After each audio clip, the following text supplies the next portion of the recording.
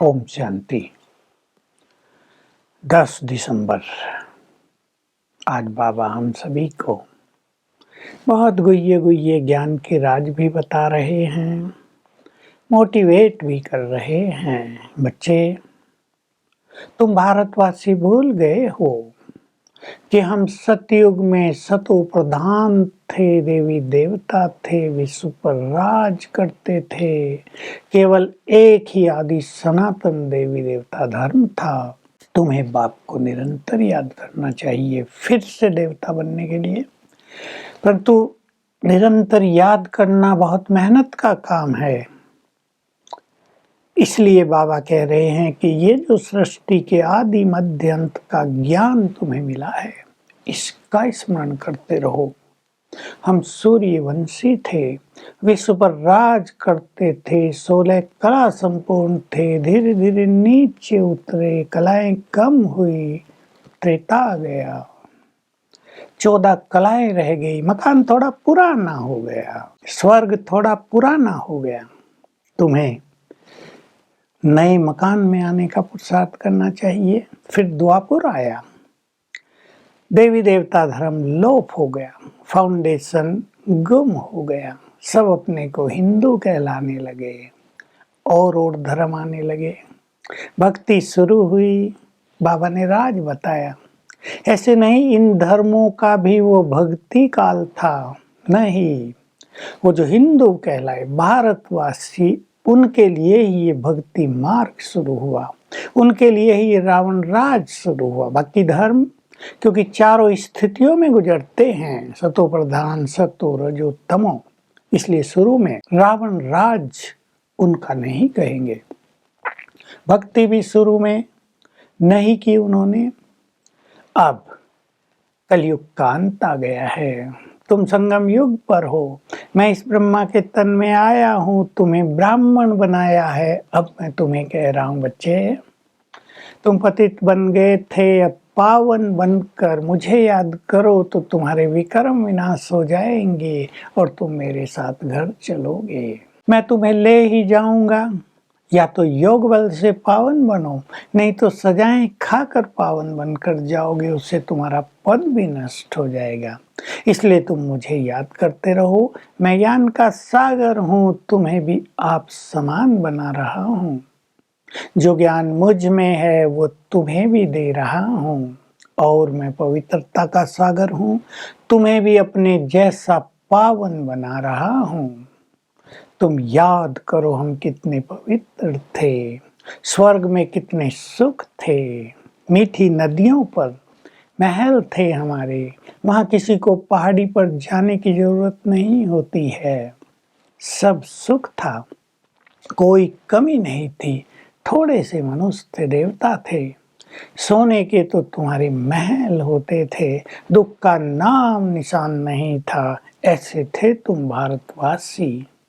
अब तुम फिर से पहाड़ियों पर आ गए हो। बाबा ने बता दिया है, पहाड़ियों से ही तुम्हें साक्षात्कार होते रहेंगे। विनाश कैसे होता है, संसार को आग कैसे लगती है, बम्स कैसे छूटते हैं, सब कुछ कैसे समाप्त होता है। जो कुछ तुम इन आंखों से देखते हो वो सतयुग में कुछ भी नहीं रहेगा। बाबा को भी जब साक्षात्कार हुए, ब्रह्मा बाबा को, बाबा कह रहे मुझे भी जब साक्षात्कार हुए तो मैंने अपने को पहाड़ी पर देखा। इस महाविनाश के बाद मुझे क्या बनना है ये मैंने देखा। तो बाबा ने ये अविनाशी यज्ञ स्थापित किया है। तुम बच्चे बड़े प्यार से कहते हो बाबा आप तो वही हो जो हमें राज भाग्य देकर गए थे और फिर से राजयोग सिखाकर हमें राज भाग्य देने आ गए हो। हमने आपको पहचान लिया है, आपने ये यज्ञ रचा है, हमारा सब कुछ आपका। गरीब बच्चे कहते हैं बाबा को, बाबा ये तन मन धन सब आपका है, आप स्वीकार करो। बाबा कह रहे हैं बड़ी गहरी बात है बच्चे, तुम्हें यहाँ साहूकार बनने के संकल्प नहीं करने चाहिए, अविनाशी खजाना जमा करने के संकल्प करने चाहिए।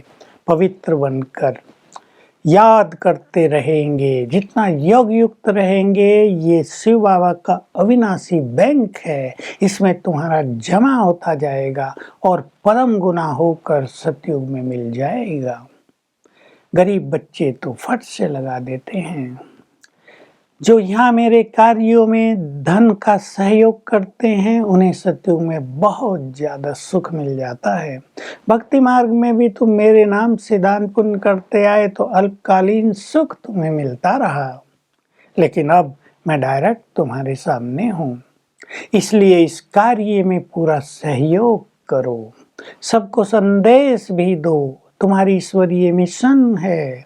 जैसे बाबा रूहानी सेवा पर है, तुम भी रूहानी सेवा पर हो। सबको संदेश दे दो, स्वर्ग आ रहा है। स्वयं भगवान स्वर्ग की स्थापना कर रहे हैं, वे आ गए हैं, राजयोग सिखा रहे हैं, हम सबको पावन बना रहे हैं, ताकि कोई एक भी शिकायत न करे कि हमें तो भगवान के आने का संदेश ही नहीं मिला। तुम सच्चे सच्चे मैसेंजर हो, परंतु तुम्हें अपने अंदर दैवी गुण भी बहुत धारण करने हैं। किसी को दुख नहीं देना है, किसी को तंग नहीं करना है, किसी पर क्रोध भी नहीं करना है। तुम्हारे मैनर्स भी बहुत ही अच्छे होने चाहिए। तो तुम इस अविनाशी बैंक में जमा करते रहो और याद की यात्रा पर बहुत अच्छी तरह रहो। वे पंडे भी यात्राओं पर ले जाते हैं, लेकिन मैंने तुम्हें याद की यात्रा सिखाई है। मैं रियल में गाइड हूँ, तुम्हें भी गाइड बनकर सभी को याद की यात्रा सिखानी है, घर चलने का मार्ग दिखाना है। तो आज हम चिंतन करेंगे, हम इस अविनाशी बैंक में क्या जमा कर रहे हैं। ऐसा तो नहीं हमारा सब कुछ भी औरों की तरह नष्ट हो जाएगा। बाबा कह रहे सब का दिवाला निकल जाएगा। किसी की दबी रही आग में किसी की राजा खाए, सफल उनकी होगी जो ईश्वरीय कार्यों में लगाएंगे।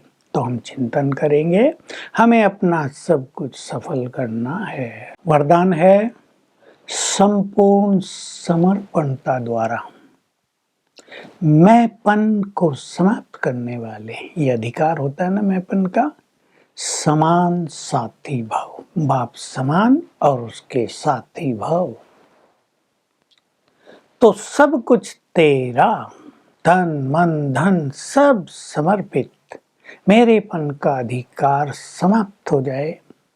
जब समर्पित कर दिया जाता है तो उस पे अपना अधिकार नहीं रहता, जिसको अर्पित किया उसका अधिकार हो जाता है।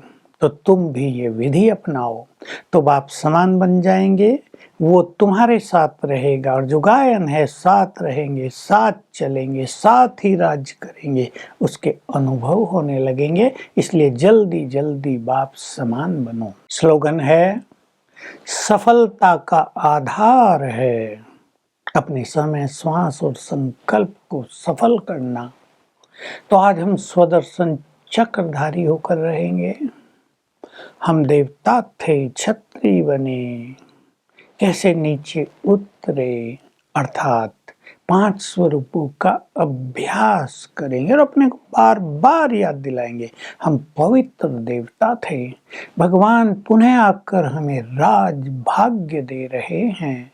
5 स्वरूपों का अभ्यास करने से चित्त भी शांत रहेगा और हमारे देव संस्कार भी जागृत होते रहेंगे। ओम शांति।